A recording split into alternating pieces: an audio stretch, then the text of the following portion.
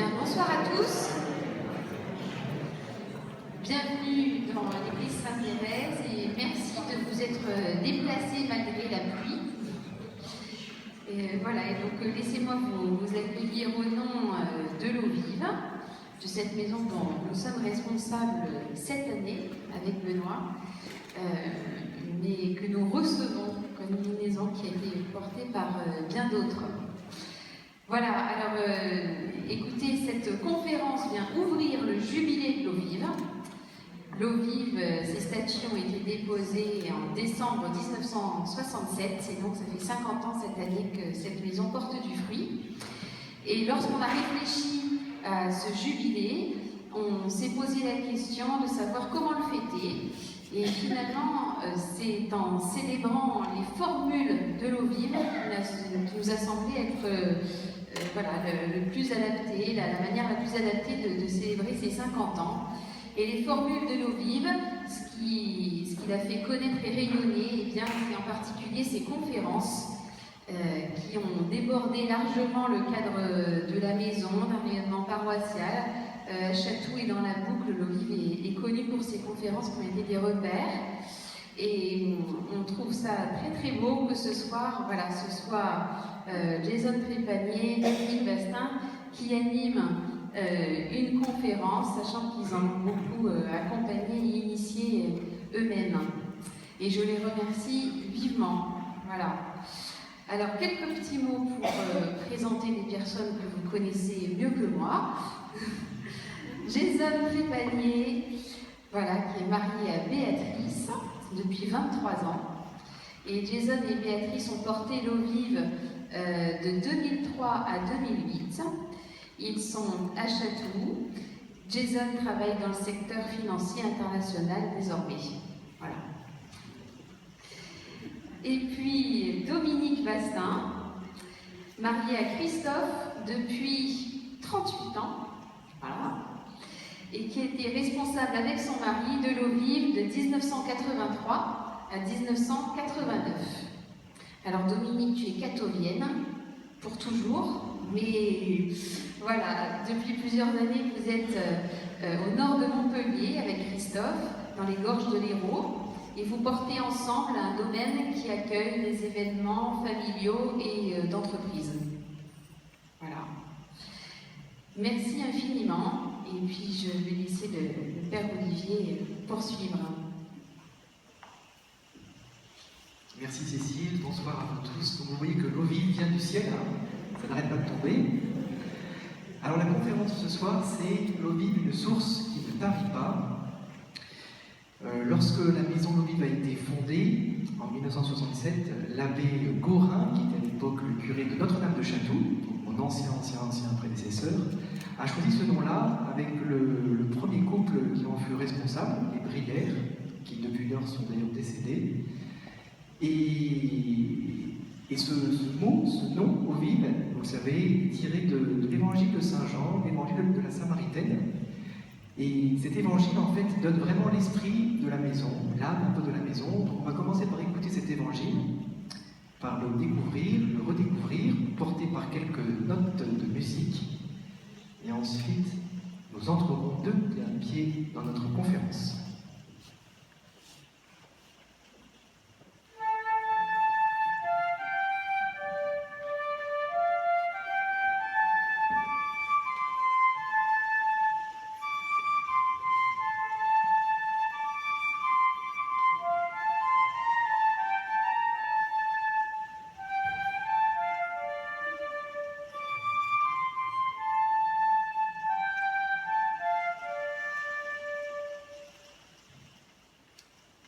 En ce temps-là, Jésus arriva à une ville de Samarie appelée Sychar, près du terrain que Jacob avait donné à son fils Joseph. Là se trouvait le puits de Jacob.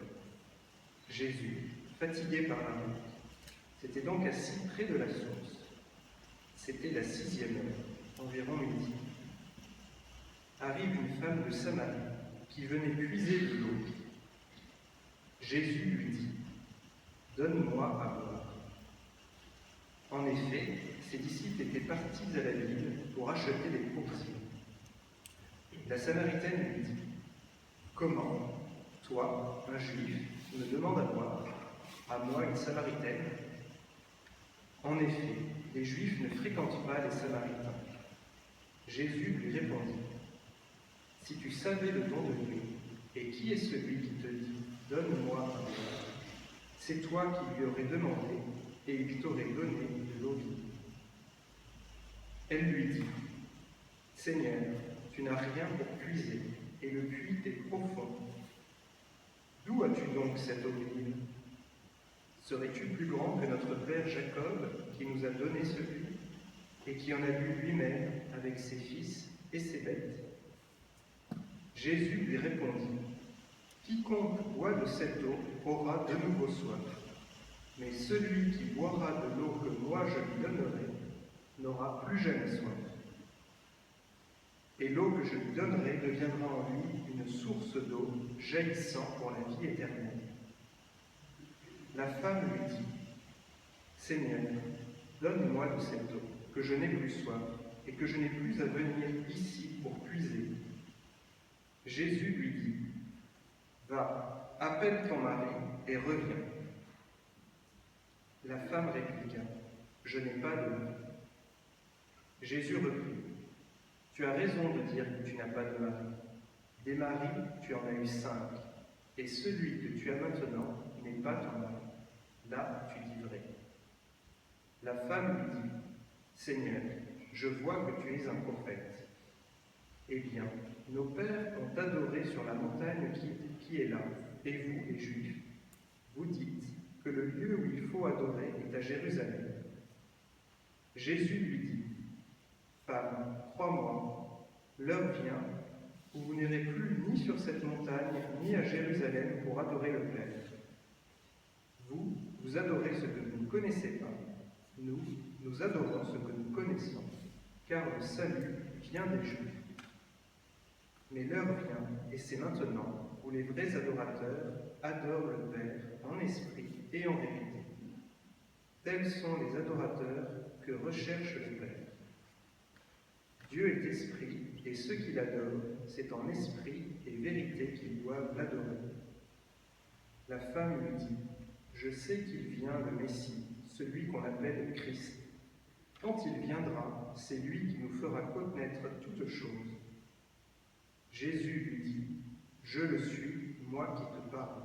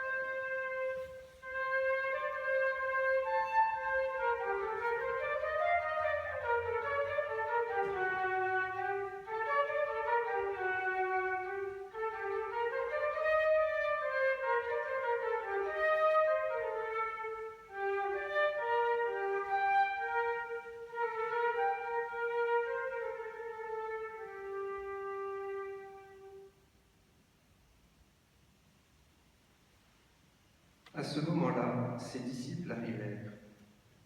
Ils étaient surpris de le voir parler avec une femme. Pourtant, aucun ne lui dit « Que cherches-tu » ou bien « Pourquoi parles-tu avec elle » La femme, laissant là sa cruche, revint à la ville et dit aux gens « Venez voir un homme qui m'a dit tout ce que j'ai fait.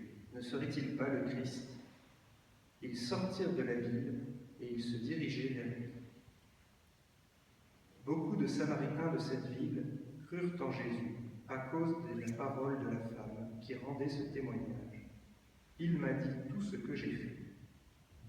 Lorsqu'ils arrivèrent auprès de lui, ils l'invitèrent à demeurer chez eux. Il y demeura 2 jours. Ils furent encore beaucoup plus nombreux à croire à cause de sa parole à lui. Et il disait à la femme, « Ce n'est plus à cause de ce que tu nous as dit que nous croyons nous-mêmes. Nous l'avons entendu et nous savons que c'est vraiment lui, le Sauveur du monde. »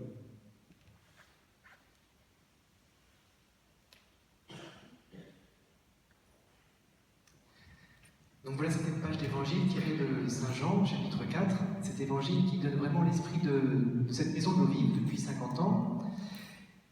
Et nous avons entendu donc le récit d'un très bel échange en profondeur entre Jésus et la Samaritaine. Et s'il y a pu y avoir un très bel échange, c'est parce qu'il y a une vraie rencontre entre Jésus et cette Samaritaine. Et c'est un thème important, le thème de la rencontre, que je vais déployer quelques instants sous vos yeux, parce que très souvent dans l'existence, on se croise, parfois on se salue, mais il y a peu de rencontres vraies. Et dans cette rencontre entre Jésus et la Samaritaine, c'est vraiment une véritable rencontre, une rencontre en vérité, et qui possède quelques caractéristiques. La première caractéristique que l'on peut retenir, c'est que c'est la rencontre de 2 personnes, et une rencontre unique, parce que chaque personne est unique. Chaque personne est unique, Jésus est unique, cette Samaritaine est unique, et chacun arrive avec ce qu'il est, avec son histoire, avec son passé, avec sa soif. Chacun arrive selon ce qu'il est aussi, son état. Cette femme de Samarie, elle cherche à éviter les rencontres, c'est pour ça qu'elle sort en pleine journée, donc il fait bien chaud. Et Jésus, lui, il est dans un état plutôt de fatigue, il s'assoit sur le bord du puits. Et c'est aussi la rencontre de 2 désirs. Alors il y a un premier désir un petit peu immédiat, c'est le désir de Jésus qui a soif, et peut-être qu'il a soif d'autre chose, on le verra en particulier avec ce que pourra évoquer Jason. Et puis il y a le désir de cette femme, un désir certes de pouvoir trouver de l'eau, et trouver de l'eau sans trop se fatiguer, mais il y a aussi là un autre désir qui habite son cœur depuis bien longtemps. Donc une rencontre entre 2 personnes. Une rencontre vraie entre 2 personnes, une rencontre unique parce que chaque personne est unique. Cette rencontre, elle est aussi caractérisée par une dimension importante pour pouvoir rencontrer l'autre, c'est la dimension de l'hospitalité. On voit qu'ils s'accueillent l'un l'autre.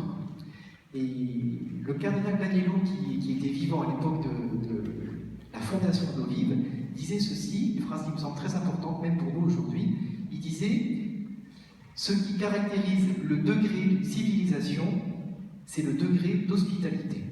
Ce qui caractérise le degré de civilisation, c'est le degré d'hospitalité. Pas de rencontre véritable, pas de rencontre vraie sans hospitalité. » Et on voit que Jésus, comme la Samaritaine, vivent à leur manière cette hospitalité. Chacun accueille l'autre tel qu'il est, chacun reçoit l'autre pour ce qu'il est. Donc une rencontre de 2 personnes, une rencontre unique, parce que chaque personne est unique, une rencontre qui se vit sous fond d'hospitalité, qui est rendue possible grâce à l'hospitalité, mais c'est aussi une rencontre, vous l'avez remarqué, qui est pleine de tensions. Jésus est juif, elle c'est une Samaritaine, à l'époque de Jésus il n'y avait pas de relation entre ces 2 communautés. C'est un homme, elle est une femme, il est célibataire, elle a eu 5 maris et celui avec qui elle vit n'est pas son mari. Il n'a rien pour puiser, elle a tout ce qu'il faut pour puiser. Et en fait, on va voir aussi on l'a entendu dans l'Évangile, il y a vraiment un quiproquo dans cette rencontre entre Jésus et la Samaritaine. Une rencontre qu'on pourrait qualifier sous tension. Comme si cet Évangile nous rappelait que finalement, il y a toujours un petit peu de tension dans les rencontres pour qu'elles soient vraies. La tension est certainement nécessaire pour éviter de vouloir retenir l'autre pour soi, de vouloir capter l'autre pour soi. Et d'ailleurs, à la fin, vous avez remarqué que Jésus ne cherche pas à retenir la Samaritaine, et la Samaritaine ne cherche pas à retenir Jésus.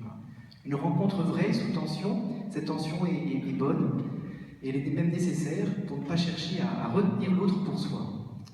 Et puis, il y a un dernier point de cette rencontre qu'on peut soulever, c'est qu'il y a la présence de Dieu, cette présence de l'absolu. Mais cette présence de Dieu, cette présence de l'absolu, cette question n'est pas posée d'une manière abstraite, d'une manière philosophique ou théologique, mais c'est vraiment comment toi tu pries. Et donc, quelle est ta relation avec Dieu? Quelle est ta relation avec Dieu? Comment tu pries? Où est-ce que tu pries? Et donc cette question de Dieu, qui jaillit au cœur de la rencontre, cette question de Dieu n'est pas posée d'une manière abstraite, mais d'une manière profondément concrète, voire même, on pourrait dire, quotidienne. Qu'est-ce que tu peux me dire de ta relation à Dieu? Voilà 4 traits qu'on peut caractériser de cette rencontre entre Jésus et la Samaritaine.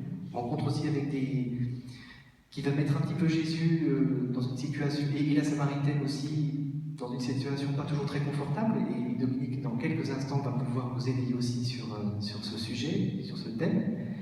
Et cette rencontre, parce qu'elle est vraie, vous avez remarqué, elle est pleine d'enthousiasme, elle est pleine de joie. À la fin, cette femme repart, remplie de joie, prête à avancer, à partager cette rencontre qu'elle a pu vivre avec Jésus. Donc cet évangile de la Samaritaine, qui est un petit peu l'esprit de cette maison de l'eau vive depuis 50 ans, qui anime cette maison de l'eau vive depuis 50 ans, au cœur de cette maison, comme au cœur de cet évangile, il y a la rencontre. Ce sont des rencontres qui se vivent, rencontres quotidiennes, rencontres hebdomadaires, rencontres annuelles, toutes formes et styles de rencontres. Et pendant ces 3 jours, nous allons nous rencontrer, nous allons rencontrer d'autres personnes. Et ces rencontres sont importantes pour avancer, parce qu'il se joue beaucoup de choses de notre humanité et de notre relation à Dieu.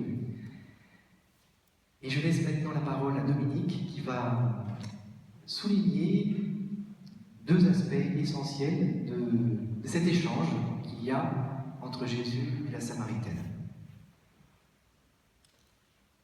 Merci, Père Olivier, pour ces belles choses que vous avez dites. Je ne vais pas les souligner tout de suite, ces belles choses. Je voudrais faire une petite introduction d'abord.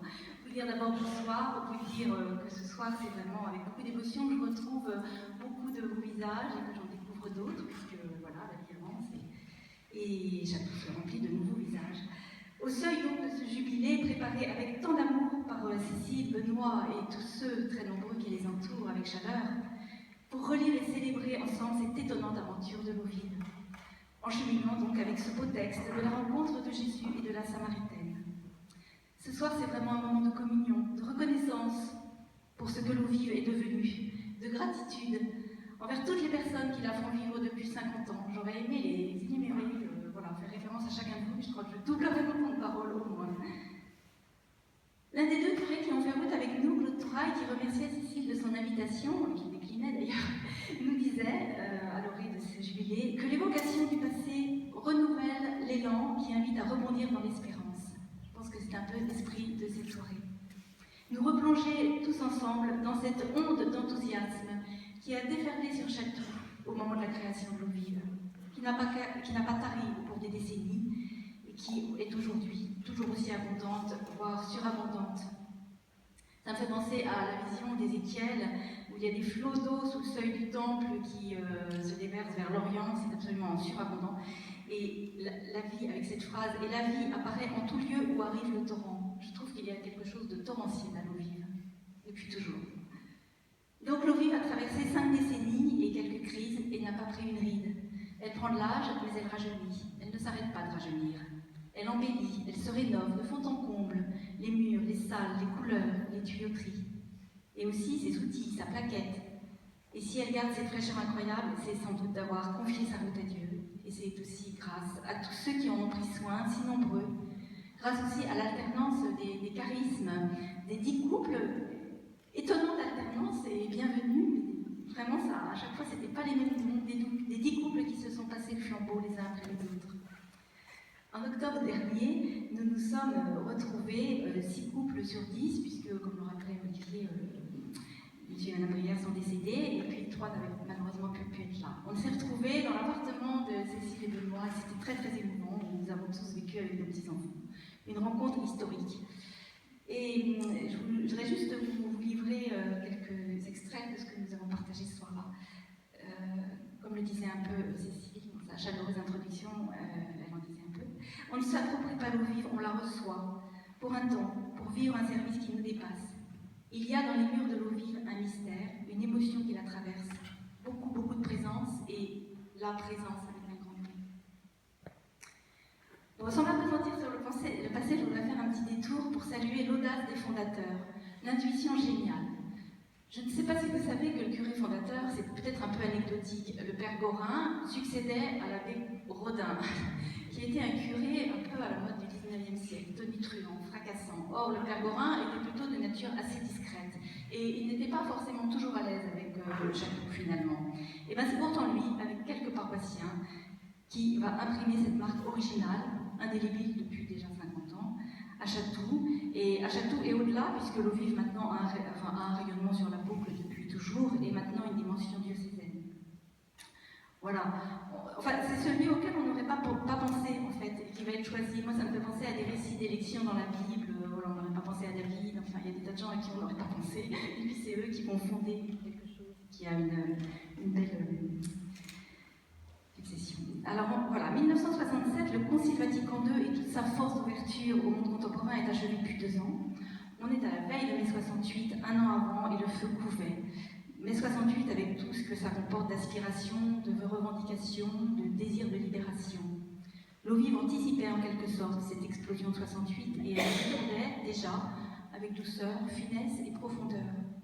L'Évangile prenait de jolis chemins de traverse pour se répandre. Des chemins de traverse comme Jésus qui traverse la Samarie avec sa soif.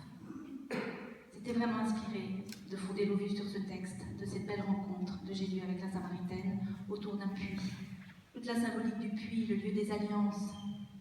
Isaac et Rebecca nouent leurs alliances autour d'un puits, Jacob et Rachel.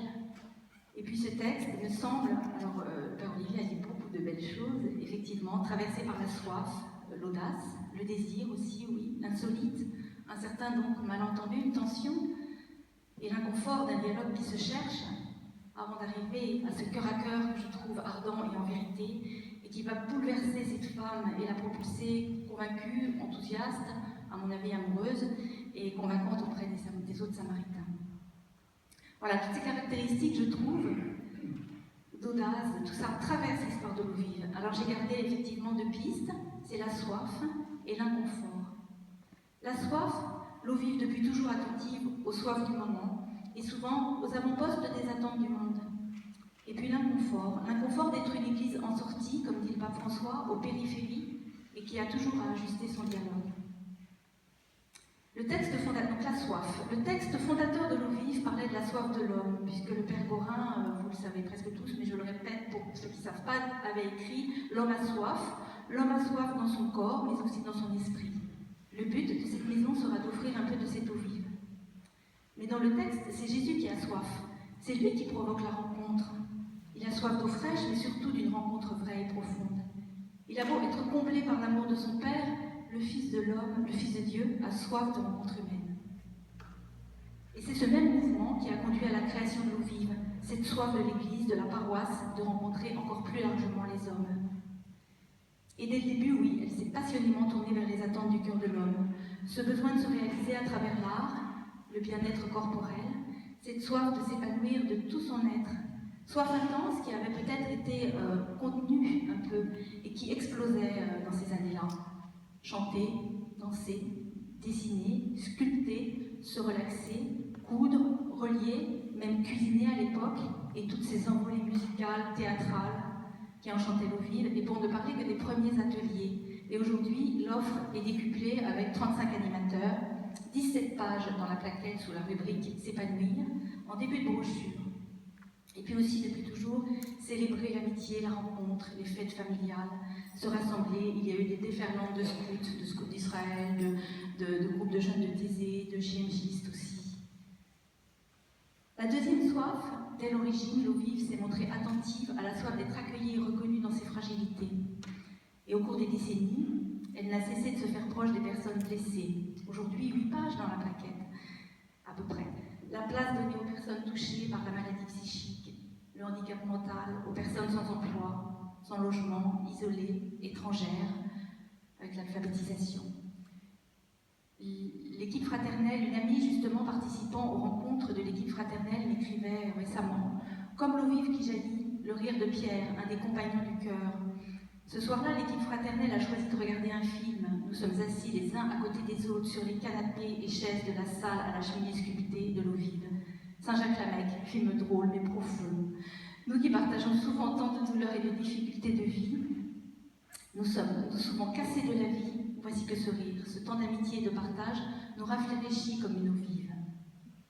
Ça me fait penser dans l'encyclique de la Joie de l'Évangile, le pape François qui dit mettons-nous à vivre, la mystique de vivre ensemble, de se mélanger, se rencontrer, se prendre dans les bras, se soutenir, participer à cette marée un peu chaotique qui peut se transformer en une véritable expérience de fraternité, caravane solidaire.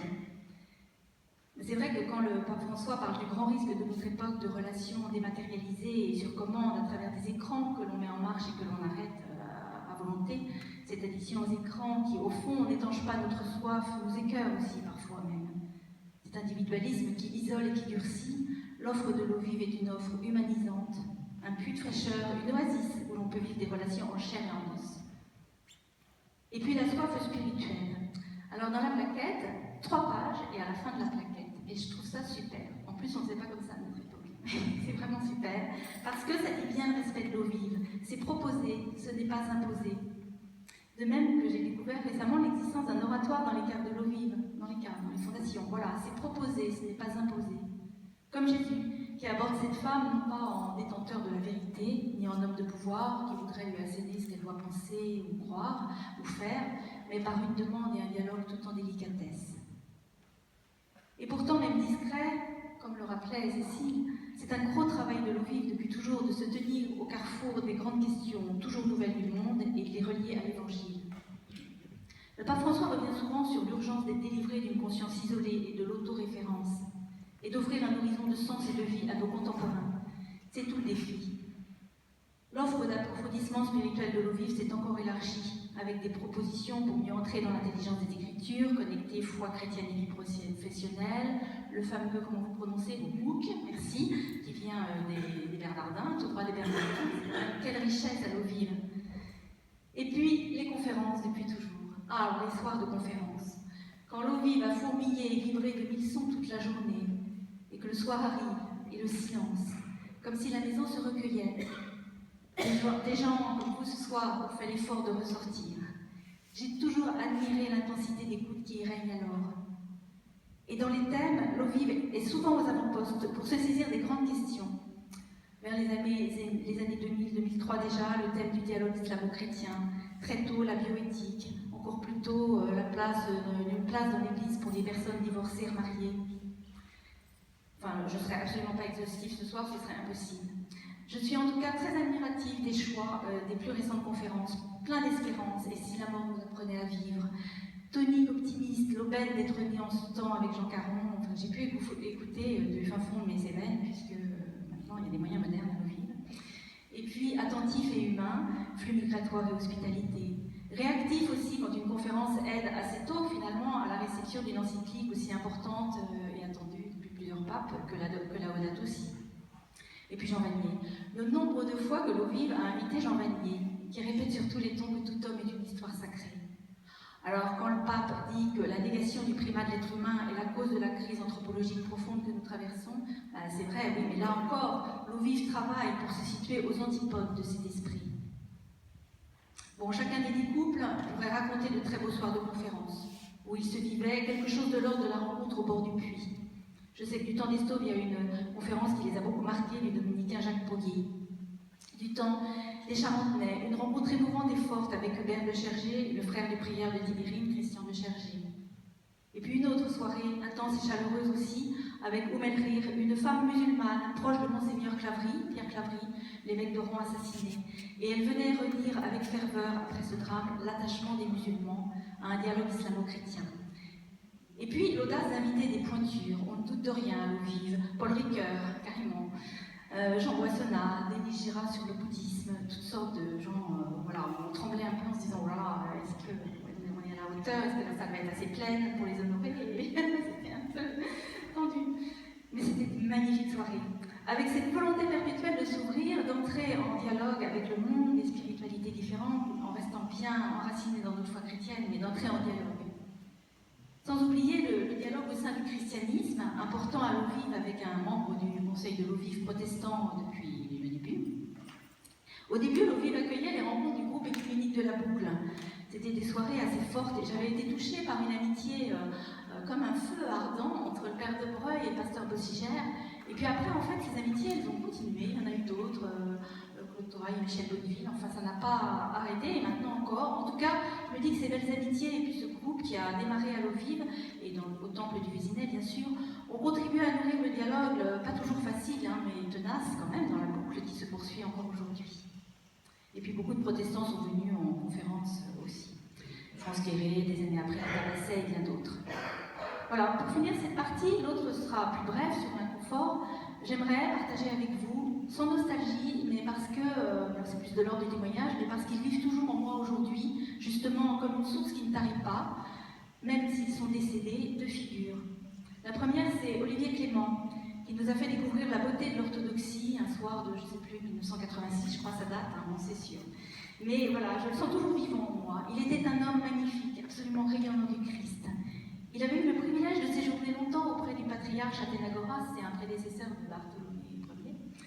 Et ensemble, ils avaient écrit en Turquie un très beau livre de dialogue, notamment avec ce texte très beau de Athénagoras qui dit « La guerre la plus dure, c'est la guerre contre soi-même, etc. » Un texte qui fonde un peu le dialogue. Et il portait, Olivier Clément, en lui toute cette lumière de l'Orient, tout ce que l'Esprit Saint a semé dans cet autre poumon du christianisme, il nous le donnait, et c'était très très beau.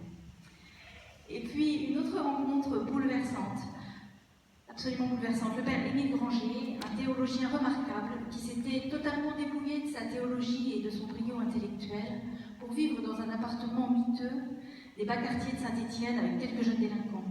Il passait donc tout son temps entre la prison, le tribunal, le commissariat de police et l'appartement avec les jeunes. Il avait, pour parler de ces jeunes brisés, malmenés par l'existence, une très très vive tendresse. Il était blessé par leur détresse, elle l'empêchait de dormir. Parmi les nombreux saints qui ont franchi le seuil de l'eau vive, un saint. Il était tellement peu préoccupé de lui-même qu'il se négligeait et à vrai dire son aspect était un peu effrayant. Et quand je suis allée l'accueillir à la gare de Lyon, j'ai eu un moment où j'ai craint la réaction en fait de nos jeunes enfants quand ils entreraient dans l'appartement. Or, ils se sont jetés dans ses bras. C'était incroyable. D'étranges chemins vers Dieu, c'était le thème de sa conférence. Dieu ne peut se rendre présent auprès de nos frères souffrants qu'à travers notre médiation. Il était devenu un théologien en acte. Voilà, ces deux rencontres ont en particulier creusé un sillon en moi.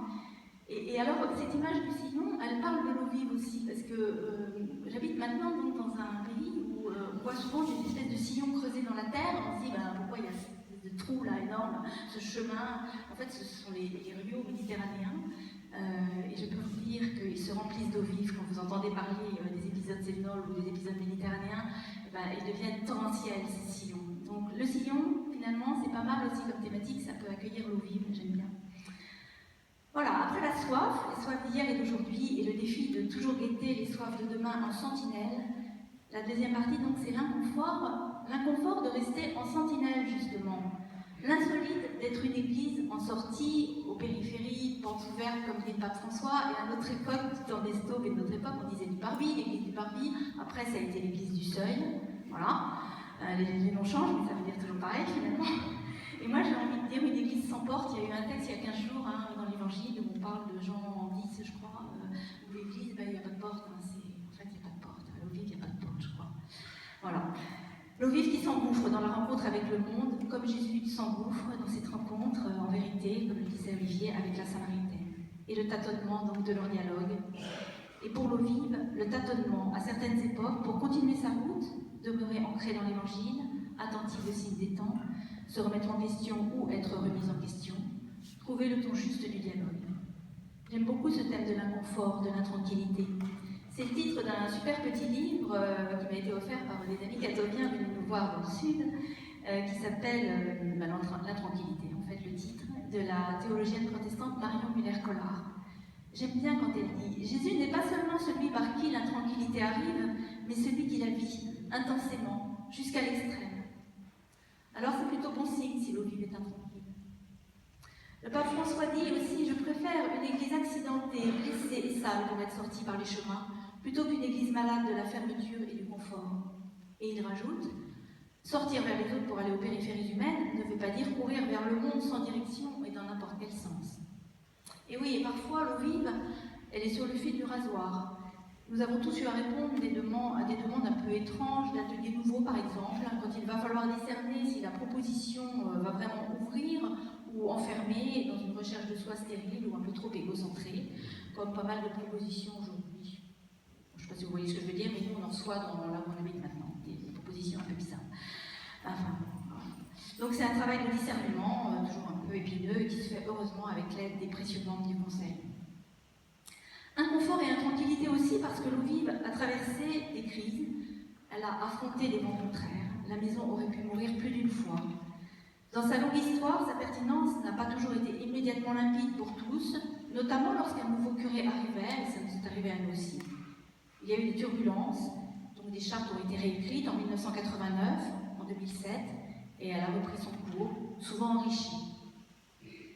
Inconfort aussi parce que des initiatives qui marchent bien, au bout d'un moment, s'essoufflent.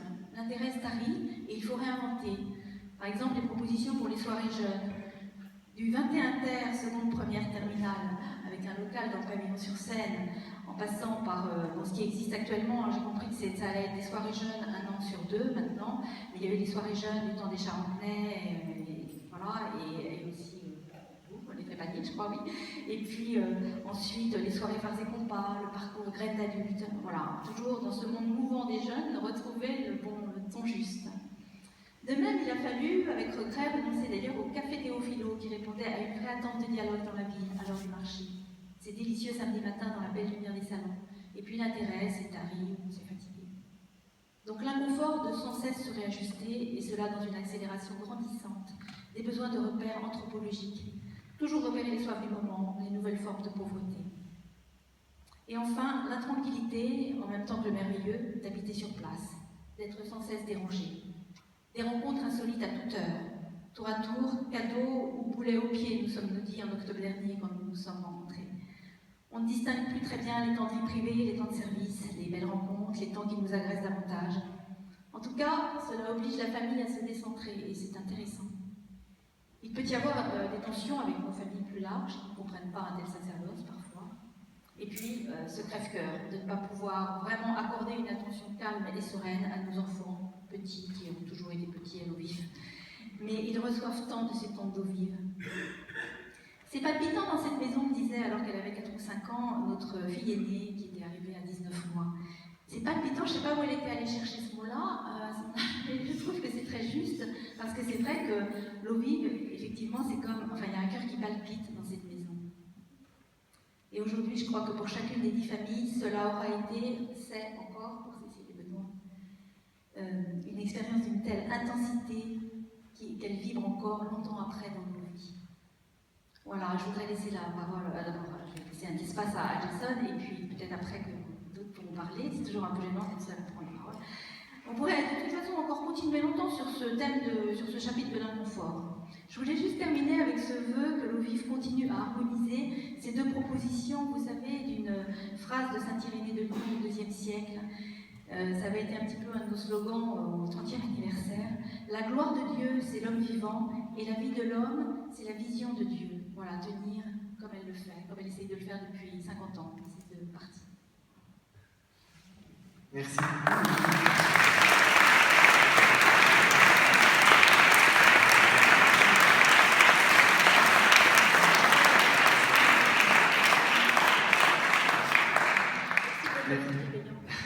Merci beaucoup d'avoir si bien mis en lumière cette soif qui habite notre cœur, les soifs d'hier et d'aujourd'hui, ainsi que le sentiment parfois d'inconfort qui peut habiter notre cœur, habiter la rencontre, habiter l'Église, mais qui est bonne.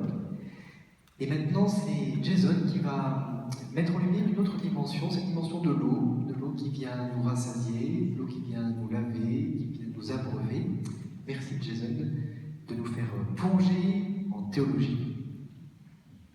Merci à vous et merci pour cette occasion d'évoquer non seulement une maison, mais des personnes et une expérience qui ont marqué notre vie, ont véritablement changé notre vie. Je pense qu'il faut le dire et j'imagine que tous les couples responsables pourraient en dire autant. Donc merci pour cette chance. j'ai un peu l'habitude d'intervenir dans des paroisses à droite et à gauche dans le diocèse, mais j'avoue que c'est assez impressionnant d'intervenir dans sa propre paroisse. Et ça m'a fait penser à un certain Jésus au chapitre Luc 4 qui fait sa première conférence à Capharnaüm et ça se termine en fiasco. Et voilà, donc je vous demande vraiment, je vous remercie par avance de votre indulgence. Je vais essayer aussi d'être bref parce qu'à partir de 21h30, je sais par expérience qu'il est un peu difficile de bien écouter. On commence à fatiguer dans peu de temps, donc je vais essayer d'aller rapidement. Donc, le Père Olivier m'a demandé d'aborder cette question d'une source qui ne tarit pas, et pas la question de qu'est-ce qui rassasie l'homme d'un point de vue théologique. Voilà. Et pour commencer, je me suis bien replongé dans ce texte de Jean 4, et il y a tout de suite une question qui m'est venue. Je me suis demandé si la Samaritaine n'était pas une blonde. Vous savez, les blondes, j'ai rien contre les blondes, j'en vois quelques-unes ici. Mais vous savez, si on force un peu le trait, il faut dire que la Samaritaine, elle ne comprend pas grand-chose quand même de ce qui se passe. Si, quand on regarde bien, un homme fatigué, assoiffé, à midi tout seul, qui demande à boire, elle dit « Mais toi, tu me demandes à boire ?» Elle n'a pas compris. Il lui dit « Si tu savais qui j'étais, tu m'aurais demandé de l'eau vive. » Et qu'est-ce qu'elle répond ? « Mais tu n'as rien pour puiser. Est-ce que tu serais plus grand que notre père Jacob ?» Elle n'a toujours rien compris. Il lui dit encore « Si je te donnais de cette eau, tu n'aurais plus jamais soif. » Et elle dit « Chouette, j'aurais plus soif, donc plus besoin de puiser. » Et là, Jésus change de registre. Je force un peu le trait. Il change de registre et lui dit « Fais venir ton mari. » Et elle dit « En fait, j'ai pas de mari. » Et il dit « Je sais bien. » Et elle, qu'est-ce qu'elle dit ? Elle change de sujet. Elle dit « T'es malin, toi, t'es un prophète. » Et donc elle change de sujet, elle a compris que c'est un juif, et elle lui dit « Est-ce qu'il faut du coup adorer sur la montagne, comme les Samaritains, ou est-ce que c'est à Jérusalem ?»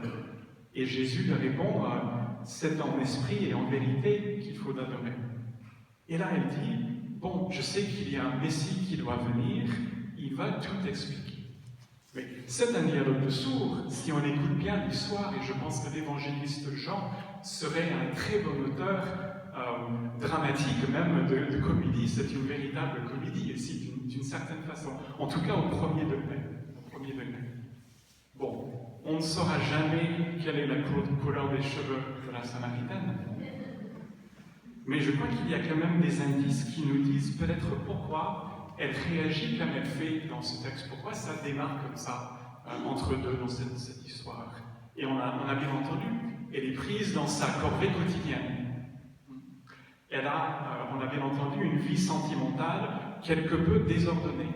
5 maris, un concubin. À l'époque, en tout cas, ça choquait. Aujourd'hui aussi, je pense un peu. Enfin bon, une vie un peu désordonnée. Elle est seule. Elle est probablement en rupture de relation. C'est pour ça qu'elle est obligée d'aller puiser à l'heure la plus chaude de la journée. Et elle connaît probablement le rejet, l'humiliation au sein de sa communauté. En tout cas, je pense qu'on peut dire, en étant peut-être un peu plus juste avec elle, qu'elle reste à la surface. Sa vie semble être un ensemble de nœuds dont elle ne peut pas se défaire. Et en tout cas, elle est totalement imperméable dans un premier temps à l'offre de Jésus.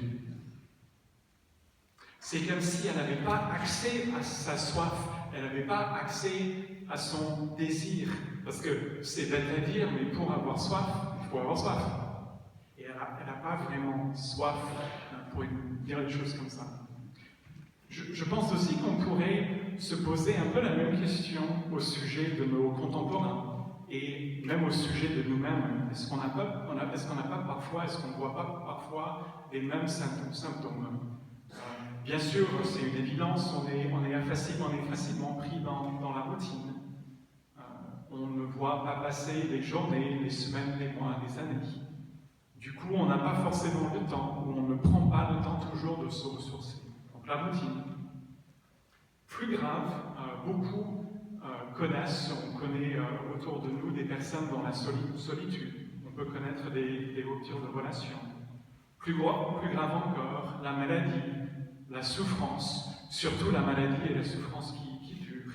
Et tout ça, ça fait qu'on peut avoir du mal à être à l'écoute de son désir profond. Ça peut faire qu'on est comme asséché quand on est dans un tel état, dans une telle détresse. Et peut-être de façon un peu plus courante, et Dominique en a parlé un peu, on peut avoir une sorte de trop-plein dans la vie. Et j'imagine que vous voyez dans les transports en commun, quand vous êtes dans la rue, surtout avec nos jeunes, il y a une sorte de trop-plein dans la main, il y a le trop-plein dans les oreilles, il y a le trop-plein dans les yeux, il y a le trop-plein dans la tête. Il peut y avoir le trop-plein dans le ventre. On est en France, on mange bien. C'est pour ça que je suis là un peu. Mais il y a quand même beaucoup de trop-plein. Et un peu à l'image de la Samaritaine qui, elle, consomme les maris en quelque sorte, nous aussi, nous avons une tendance, une capacité à consommer, et cette consommation risque de faire que le désir est éteint. C'est intéressant que dans les exercices spirituels de Saint Ignace, et en fait, il est très soucieux de notre appétit et de la nourriture, parce que pour lui, en fait, la gourmandise, c'est presque un des péchés les plus graves, parce qu'on peut se remplir si vite au point où on n'a plus faim, on ne désire plus rien, en fait. Donc il y a quelque chose qui est en jeu dans l'appétit, la gourmandise, la consommation. Comme quoi, et c'est quelque chose qu'on a fait dans la paroisse, faire un temps de jeûne, ce n'est pas juste une expérience physique un peu difficile, mais c'est une vraie expérience spirituelle parce que quand on vit la faim, on redécouvre le désir, et notamment le désir de Dieu. Bref, je pense qu'on peut dire que nous courons tous le risque d'être pris dans des nœuds, d'être à sec. Et je pense que la nécessité d'une maison comme nos vives, c'est d'être justement un lieu de pause, un lieu où on peut prendre du temps, un lieu de rencontre. Le Père Olivier en a beaucoup parlé. Un lieu où on apprend, un lieu où on se renouvelle, un lieu où on peut partager, et surtout un lieu où on peut être écouté, un lieu où on peut être consolé. Et ce n'est certainement pas banal, ce ne sont pas des lieux communs d'insister sur de tels points. Je pense qu'il s'agit aussi, au sujet de nos vies, d'être vraiment au service d'une vision de l'homme qui est fait de désir, qui a besoin de relations, qui a une attente et une disponibilité qui est à creuser et dont il faut prendre soin. Et je pense que c'est ça qu'on essaie de faire à nos vies. Mais du coup, on peut se demander aussi, mais ça appelle à quoi que cette maison s'appelle Eau Vive? À quoi ça nous engage? Et quand on regarde bien ces textes de Jean 4, c'est quoi précisément l'eau vive? Ça correspond à quoi? J'ai envie de vous demander. Je ne sais pas. Avec vos simples mots, ça va vous garder réveillé. C'est quoi pour vous l'eau vive quand vous pensez à l'eau vive dans les textes des gens? Pour vous, qu'est-ce qui vient à l'esprit? Je viens comme ça, vous êtes obligés de répondre. L'eau vive, c'est... Qu'est-ce qui vient comme ça dans le texte qu'on vient d'entendre? Un courant et un échange. Un courant, un échange. Le mouvement. Besoin de vérité. Besoin de vérité. Besoin d'esprit. La formation, oui. La vie. La vie. La fraîcheur. Réconfort. L'abondance. C'est sympa, hein? La jeunesse. D'autres. La vie, oui. Nettoyer. Renouvellement, oui. C'est tout mon topo qui passe là, mais bon, c'était bien. Être comblé. Bon, c'est bon. Mais du coup, comment savoir en fait dans un texte d'évangile? Comment savoir? Et je pense que... Je vais reprendre le mieux, c'est d'écouter l'évangéliste et d'écouter ce qu'en dit Jésus lui-même, si on veut savoir ce qui est en jeu quand il s'agit de l'eau vive ici. Alors peut-être un premier indice, parce que c'est un texte qui est plein d'images, d'allusions, il n'y a rien de très explicite dans le texte, mais il y a quand même un premier indice. On a entendu dans la lecture de Benoît tout à l'heure que Jésus est assis près du puits. Alors dans certaines traductions, on dit qu'il est à côté de la source. Mais le terme en grec, c'est il est à même la source. Il est sur la source. En fait, il se confond avec la source. Il est à même la source. Et d'ailleurs, dans le texte de la Genèse que Dominique a cité tout à l'heure, en Genèse 24, 13, quand Abraham envoie son serviteur trouver une femme pour Isaac, on dit bien du service, le serviteur dit « Je me tiens près de la source ». En fait, il dit « Je me tiens à même la source et les filles des gens de la ville sortent pour puiser l'eau ». En fait, c'est le type, c'est le modèle de la rencontre dans la Genèse. Mais l'indice déjà intéressant, c'est Jésus est à même la source, il est sur la source. Deuxième réponse, c'est Jésus qui parle un peu plus loin, lors de la fête des tentes en Jean 7, il est un peu plus explicite. Il dit « Si quelqu'un a soif, qu'il vienne à moi et qu'il boive celui qui croit en moi, selon le mot de l'Écriture, de son sein couleront des fleuves d'eau vive. » Parle de lui. Et c'est encore plus explicite, comme quoi il y a une sorte de croissance dans la compréhension et la révélation chez l'évangéliste Jean. C'est dans la grande prière de Jésus en Jean 17. Et donc Jésus s'adresse à son Père en disant « Père, l'heure est venue, glorifie ton Fils afin que ton Fils te glorifie et qu'il donne la vie éternelle à tous ceux que tu lui as donnés. Or, la vie éternelle, c'est qu'ils te connaissent, toi, le seul véritable Dieu, et celui que tu as envoyé, Jésus-Christ. » En fait, on peut dire, et ce sont les mots même de Jésus qui le disent, l'eau vive, l'eau donnée par Jésus, lui dont il est la source même, l'eau vive, c'est la connaissance de qui il est. Recevoir l'eau vive, c'est de connaître Jésus, en fait, d'une certaine façon. Alors on pourrait dire aussi, c'est l'Esprit.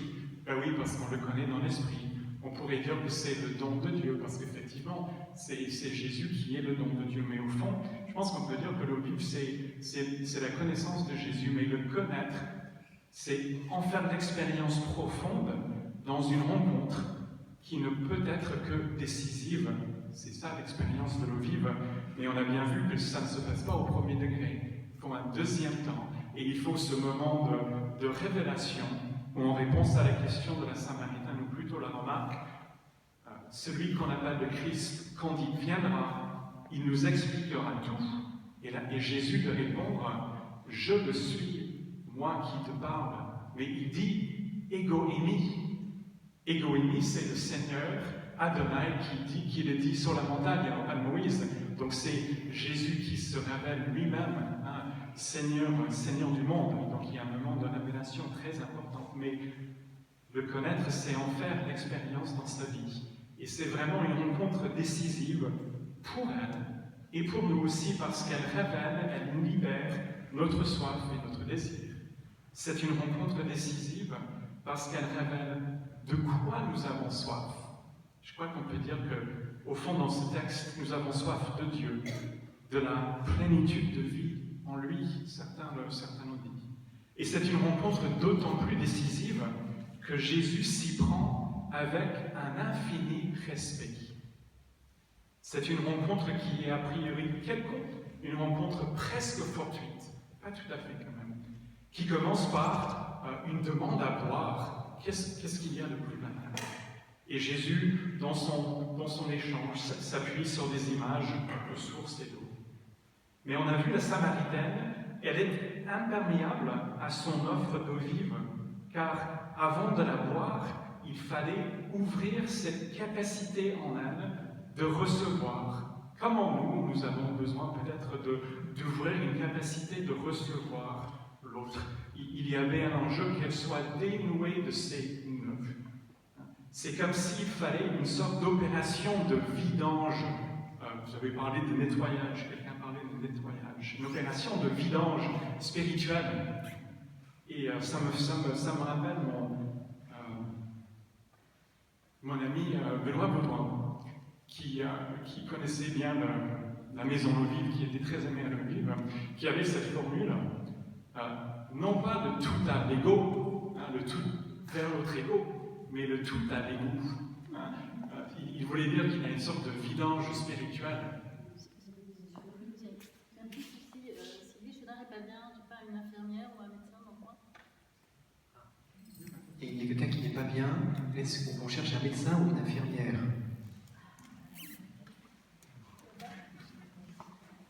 Ah, Brigitte. Donc tu peux reprendre avec Benoît. D'accord. Je disais juste, c'est une vraie opération de vidange spirituelle que la Samaritaine vit d'une certaine façon. Simplement avec cette demande, donne-moi à boire. Donne-moi tout ce que tu as, donne-moi ce qu'il y a en toi, dénoue-toi. C'est ça la demande de Jésus en fait. Et on se vit du coup de ce qui nous bloque, de ce qui nous remplit, de ce qui nous enferme, de ce qui nous rend indisponibles à l'autre, ce qui tue notre désir essentiel. Et je crois qu'effectivement, vu de cette manière-là, seul Jésus peut le faire. En tout cas, c'est lui qui est le plus à même de le faire.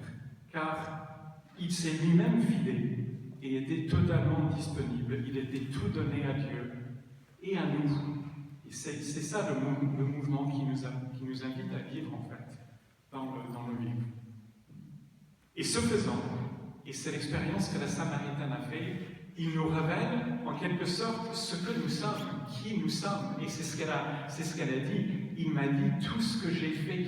Il m'a révélé ce qu'était ma vie, ce qui était en jeu dans ma vie. Et elle s'est découverte, du coup, un être de désir, désirant la rencontre avec le Seigneur, c'est-à-dire la vie dans sa vitalité pleine, la vie dans toute sa plénitude. C'est ça qu'elle a découvert. Elle a découvert cet infini désir en elle, c'est-à-dire le désir de Dieu. Et d'une certaine façon, et je pense que c'est quelque chose qui est présent dans le texte, d'une certaine façon, elle s'est découverte pécheresse. Mais c'est ça qui l'a sauvée. C'est ça qui l'a sauvée. Quand je parle de elle s'est découverte pécheresse, je pense qu'on peut entendre le péché dans un sens positif. Si l'homme est fait pour Dieu, si l'homme désire naturellement être en relation avec lui, finalement le péché, c'est tout ce qui nous détourne de cette fin. C'est ce qui éteint notre désir. C'est ce qui oriente notre désir ailleurs. Au fond, c'est ça le péché. Alors, si nous sommes des justifiés, c'est-à-dire que si nous sommes remis dans un rapport juste avec le Seigneur, si nous sommes sauvés, c'est lorsque notre soif est alimentée à la source de la vraie vie. Et c'est ça l'expérience de la Samaritaine dans la connaissance de Jésus et la libération qu'il lui fait faire. Ça lui change la vie et ça change même celle de ses concitoyens, les autres Samaritains. Et c'est eux qui proclament « Nous avons rencontré le Sauveur du monde ». Voilà une véritable évangélisation en mots et en gestes, tout en douceur, et qui aboutit au salut. Or, et c'est ça qui est frappant, la Samaritaine n'a rien demandé, rien du tout. Elle ne cherchait rien. Elle est venue simplement puiser de l'eau. Mais elle a été trouvée par celui qui cherche patiemment, amoureusement, chacun de nous. C'est ce que Isaïe dit d'une certaine façon, chapitre 65, verset 1. Et c'est le Seigneur qui parle, mais c'est la même dynamique. Je me suis laissé approcher par qui ne me questionnait pas. Je me suis laissé trouver par qui ne me cherchait pas. Alors je crois que c'est pourquoi dans une maison comme l'Ovive, les dimensions d'accueil, de rencontre sont si importantes. Accueillir chacun tel qu'il est, c'est pas juste un slogan. Je sais qu'à McDo, c'est venez comme vous êtes, mais c'est tout aussi bien. Accueillir chacun tel qu'il est, c'est-à-dire un chercheur de Dieu, que Dieu veut trouver, veut attirer à lui. Et c'est si important. Et c'est vrai que quand ça nous arrive d'aller dans d'autres paroisses, il faut dire que tout le monde est toujours d'accord sur l'enjeu de l'accueil. On est d'accord pour dire qu'on n'arrive pas très bien à le faire et qu'il faudrait mieux le faire. Mais pourtant, on a du mal, mais on voit pour la Samaritaine que ça change tout. Et je crois que c'est vraiment l'expérience que nous pouvons faire à l'Ovive. Et c'est vrai que c'est super de faire des propositions, d'avoir des activités, de faire de belles conférences. Mais je crois qu'en arrivant à l'Ovive, on a tout de suite compris que tout se joue au seuil de la maison, au moment de franchir la porte. Tout est vraiment en jeu. Alors du coup, entendu de cette manière-là, quand même, s'appeler Ovive, ça invite à une certaine ambition. Hein. Il y a même une certaine exigence, alors je ne veux pas placer la barre trop, mais il y a quand même une certaine exigence. Et je pense que ça pose forcément question. Est-ce qu'une simple maison peut remplir une telle mission? Même avec tout ce qu'elle a de beau, de chaleureux, de convivial. Et je crois que ça vaut même pour une maison paroissiale. D'ailleurs, une église est confrontée à la même difficulté. Je ne sais pas si le frère Olivier me contredira. Et c'est vrai qu'il peut y avoir de l'expression théologique dans l'architecture, dans l'art. Mais est-ce que des murs peuvent évangéliser? Je pense que c'est une vraie question pour nos lieux de vie, pour nos maisons et pour une maison comme l'Ovive. Mais je crois qu'elle a aussi, l'évangéliste en Jean 4 nous donne un élément de réponse. C'est au verset 13 et 14, lorsque Jésus dit « Qui boira de l'eau que je lui donnerai n'aura plus jamais soif. L'eau que je lui donnerai deviendra en lui source d'eau jaillissant en vie éternelle. » Autrement dit, l'eau vive devient source en nous. On la porte en nous. Et donc c'est nous qui devenons instruments pour que d'autres fassent cette même expérience que la Samaritaine de connaître le Christ. Le nom de la maison, je crois, il me semble, n'a de sens qu'en raison de ce qui est dans le cœur de ceux qui l'habitent, l'animent et qui y sont présents. Alors c'est vrai que ça crée une sorte d'inconfort, comme le disait Dominique, parce que ce sont nos pauvres personnes qui sont exposées. Nous, les porteurs de vivre, on ne peut pas se cacher derrière un curé, hein, ou les murs de l'église, on ne peut pas se cacher en quelque sorte derrière la croix. Mais en même temps, ça ne doit pas nous faire peur non plus. On ne peut pas dire qu'on n'est pas à l'auteur, on est trop pauvre, on est trop pécheur, que sais-je. Et même si on est des citernes lézardées, c'est un peu ça le risque, c'est une source qui ne tarit pas quand elle est en nous. Et je dirais même que c'est une vraie responsabilité, c'est une vraie chance pour nous, c'est une vraie chance, je crois, pour cette paroisse.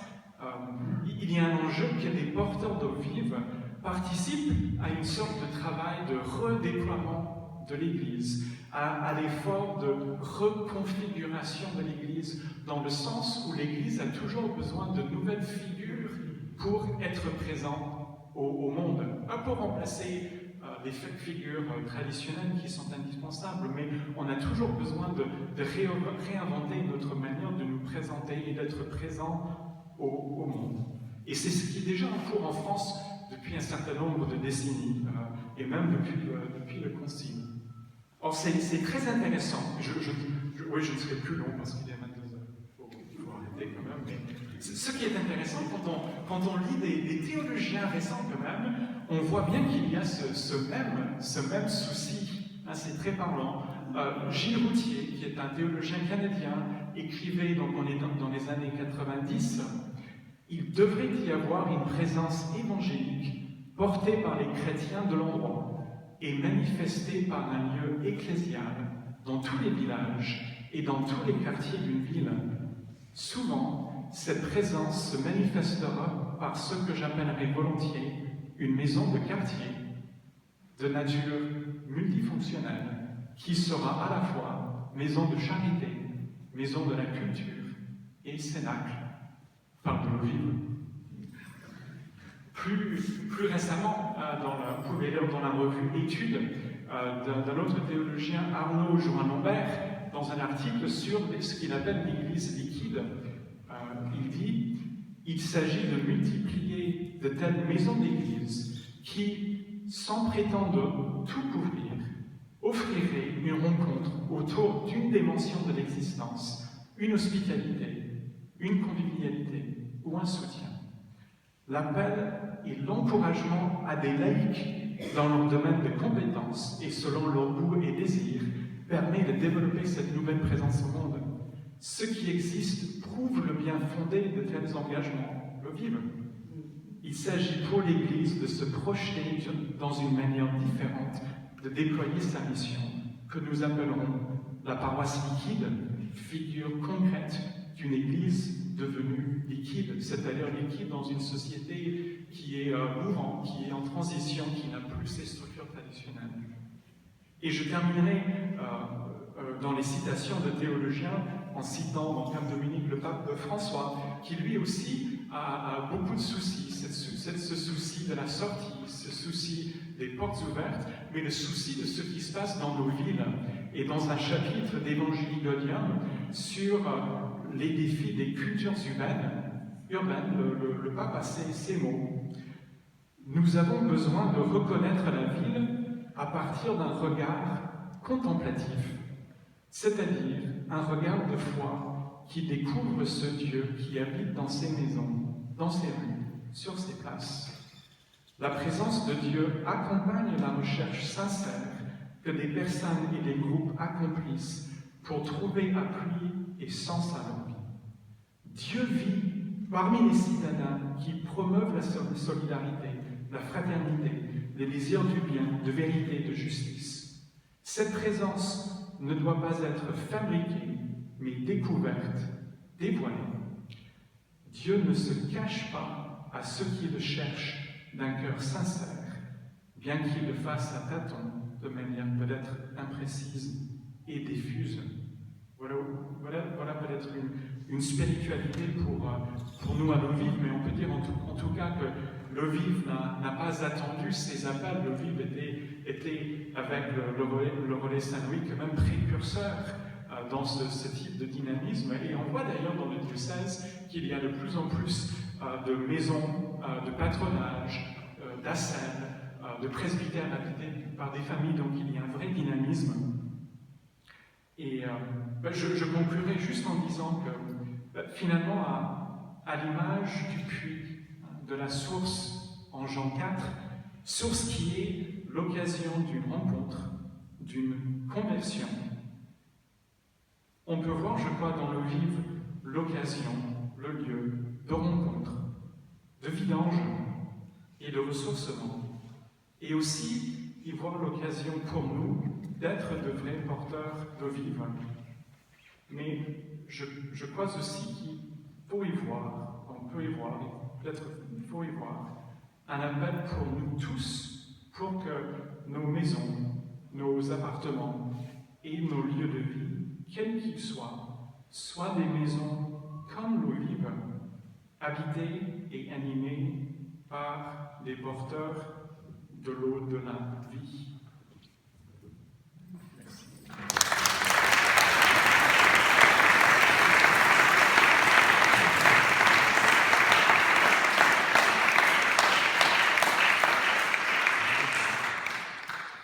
Un grand merci, Jason, de nous avoir aidé à approfondir ce qui nous rassasie, ce qui nous abreuve. Et en particulier grâce à... On a besoin des autres, en fait. On a besoin des autres qui peuvent aussi nous conduire vers le tout autre pour être... pour relever de cette source d'eau vive. Alors maintenant, nous avons quelques minutes si vous voulez échanger avec nos deux conférenciers. Oui, Cécile va passer le micro. Et ensuite, après quelques... Donc vous pouvez soit poser une question, mais soit réagir ou témoigner, ou partager pour ceux qui ont connu des beaux moments avec l'eau vive. Et puis ensuite, Cécile vous présentera l'ouvrage des 50 ans qui a été réalisé à cette occasion.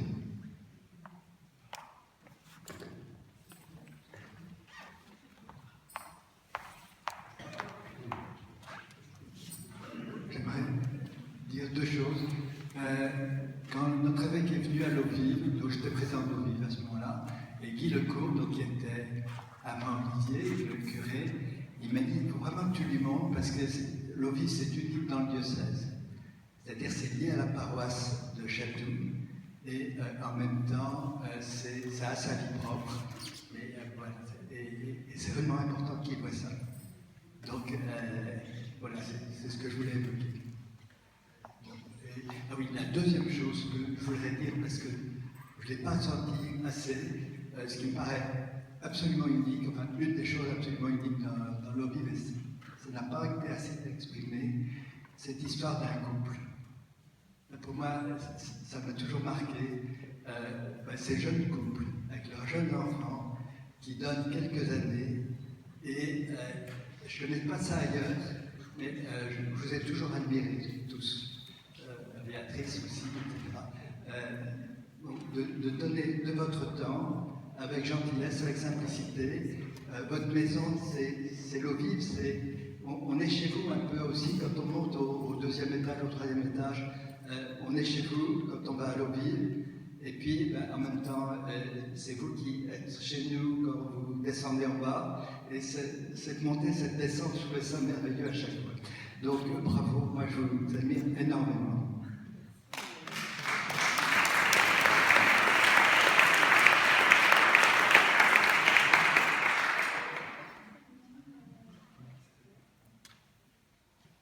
Oui, c'est vrai que Xavier a en fait dans ces deux remarques la spécificité de l'eau vive au sein même du diocèse, même si donc Jason a mentionné ce qui se développe de plus en plus, effectivement, c'est qu'il y a des bâtiments qui appartiennent soit aux paroisses, soit au diocèse, qui sont habités par des familles, mais ça n'a pas l'envergure de l'eau vive, et ça n'a pas les mêmes prétentions non plus.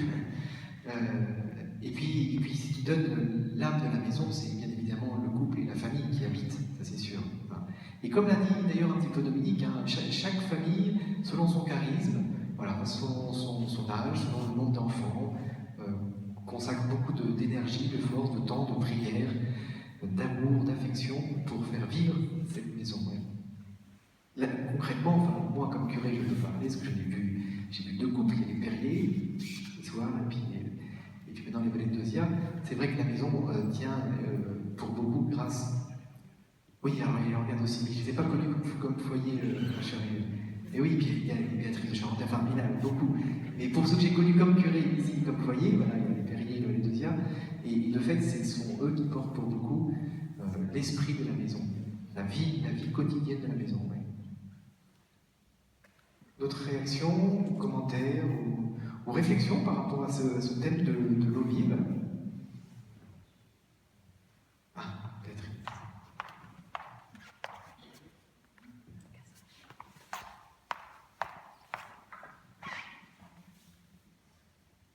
Je voulais beaucoup vous remercier, Dominique et Jason, d'avoir redonné, en tout cas tel que je le ressens, de la hauteur et de la largeur à cette mission.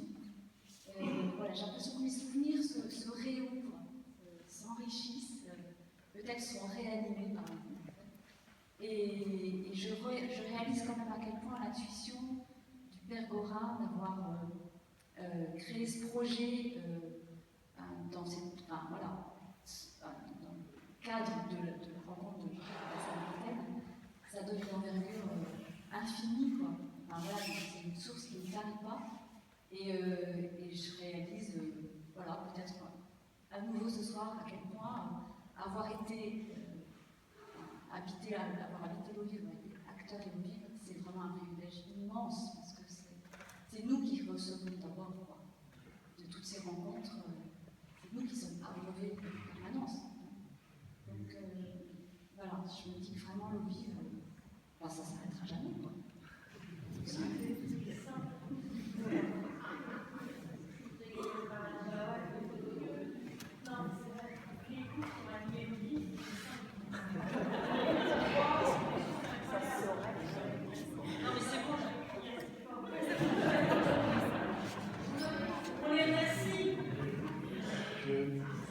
Enfin, c'est gentil d'entendre dire que nous sommes des saints. Non. Je crois qu'il y a aussi dans les paroisses d'autres manières d'être liquides. Et des gens qui font ailleurs aussi de la mission dans des conditions qui sont peut-être pas plus confortables ou peut-être aussi inconfortables que nous l'avons connu. Moi, ce qui m'a frappé, c'est que quand on est dans la mission, on est porté. Et parce qu'on est porté, on ne mesure pas vraiment la charge que ça représente. Et le jour où nous avons quitté l'eau vive, après 6 ans, on a découvert à ce moment-là seulement qu'on avait un boulet au pied, mais on ne s'en était pas aperçu.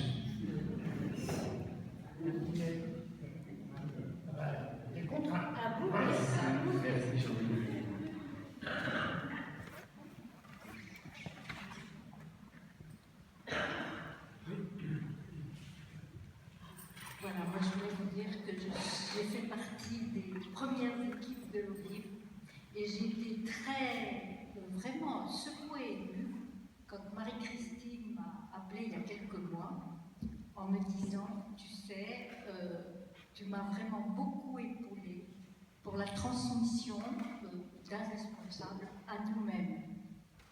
J'ai beaucoup réfléchi. Et effectivement, ce que vient de dire la personne, parce que comme j'ai quitté Château il y a 15 ans, je ne vous reconnais pas beaucoup, honnêtement. Mais je reconnais que cette expérience de 25 ans à l'eau vive m'a vraiment donné une dynamique par rapport aux autres qui est exceptionnelle. Vraiment, je le ressens et je voulais vous en faire part parce que je pense que je ne suis pas la seule dans ce cas.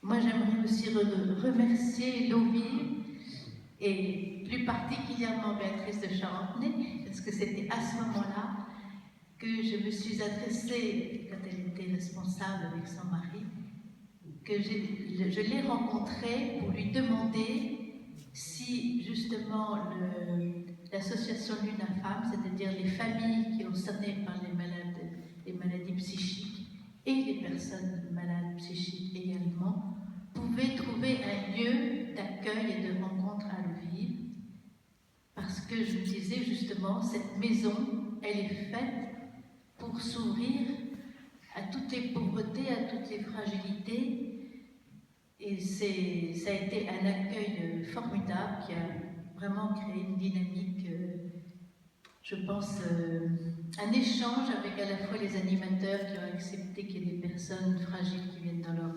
ateliers. Il y a eu des fêtes mémorables du 31 décembre où tous ceux qui venaient disaient « Oh là là, est-ce que c'est beau ce salon ?» Enfin, il y avait cette chaleur, quoi, cette beauté aussi. Des tas d'amis qui se sont mis aussi à la tâche. Il y en a ici ce soir pour rendre justement cette fête à l'eau vive vraiment réussie. Donc tout ce dynamisme, ça n'aurait pas pu avoir lieu sans l'eau vive. Merci.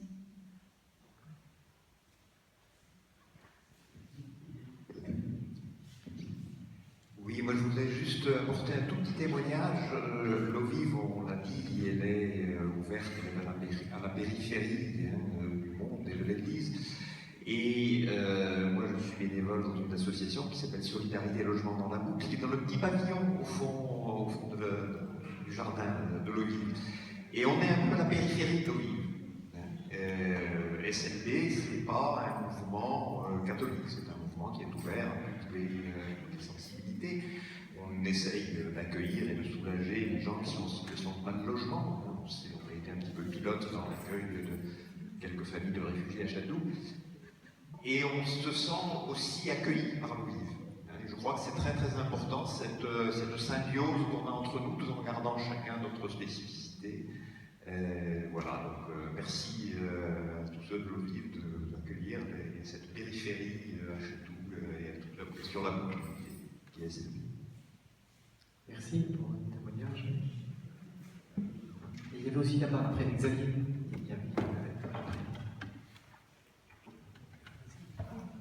Je voulais remercier Jean-Louis et Marie-Christine d'avoir accueilli, d'avoir ouvert les portes de l'OVIV au 21 Terre, c'est-à-dire, on en a parlé tout à l'heure, c'était un petit groupe d'aumônerie qui seconde, première et terminale, parce qu'à ce moment-là, les jeunes de ces classes-là n'étaient pas pris au lycée du Vésinet encore, mais à Romilly-Bussy, et donc sur le plan d'aumônerie, c'était pas très simple.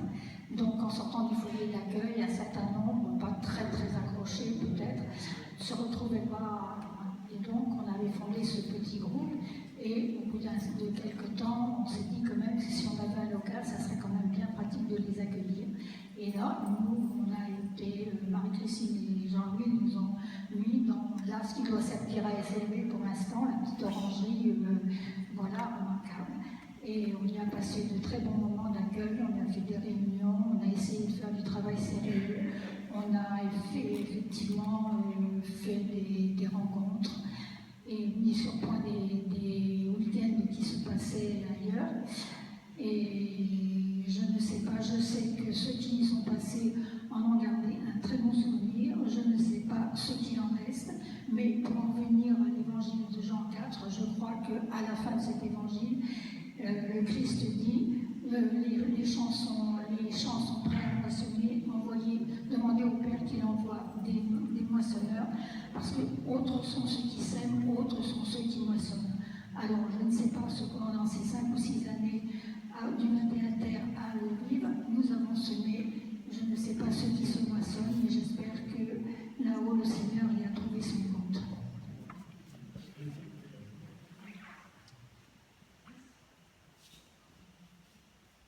Je voudrais parler des fêtes à l'OVIV. Toutes les fêtes qu'on a pu organiser, les fêtes de famille, les baptêmes, les fêtes du 31 décembre, la joie de l'OVIV, et j'espère, malheureusement je n'ai pas beaucoup participé cette année, mais j'espère que ça continue, cet esprit de fête et de joie. Merci. Donc c'est vrai qu'on va vivre 3 jours en particulier de festivités, là, jusqu'à dimanche après-midi. Alors pour terminer juste la soirée, quelques mots sur l'ouvrage qui a été réalisé par de nombreuses personnes, piloté par Cécile et Marie-Christine Staupe, je crois. Hein.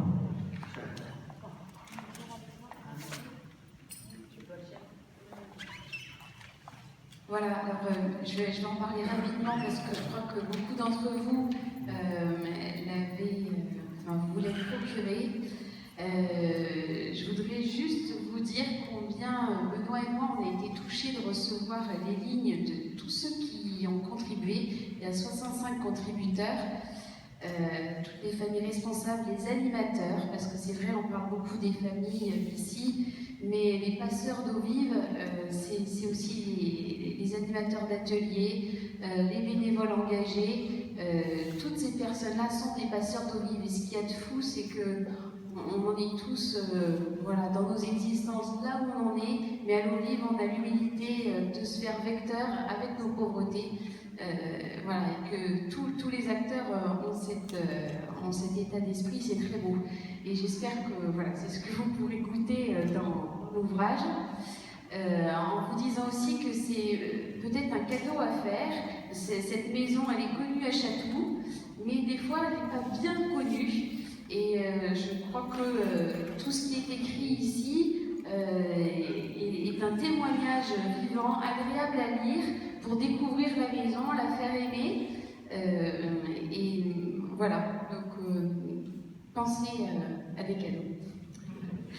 Et puis je voulais vraiment vous remercier. remercier en tous les cas de nous avoir fait plonger plus intensément dans l'évangile qui donne le nom à la maison et qui donne son charisme.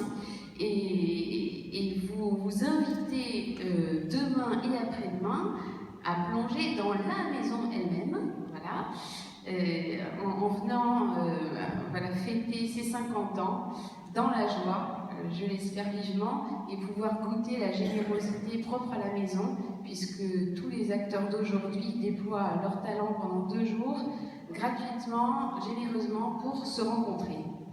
Voilà. Voilà, merci à vous. Bonne soirée.